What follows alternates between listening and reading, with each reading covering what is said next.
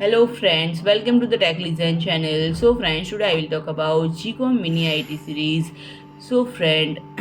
it have gained recognition as top alternative to Intel NUC Pros, and one notable model is the GEEKOM Mini IT12, which resemble the NUC 12 Pro Wars stitched canyon, and despite their similarity in shape and size, the Mini IT12 offers a notable advantage: the option to equip more powerful 45-watt Core Edge processor compared to the Core preprocessor of NEC 12 Pro, and friend connectivity is another strong suit to GEEKOM Mini IT12, featuring two 40 Gbps USB4 ports, three USB 3.2 Gen 2 port, USB 2.0 port, two HDMI 2.0 port, 2.5 Gbps Ethernet port, and 3.5 audio jack. And this mini PC supports triple storage drives and can seamlessly output video to 4 screen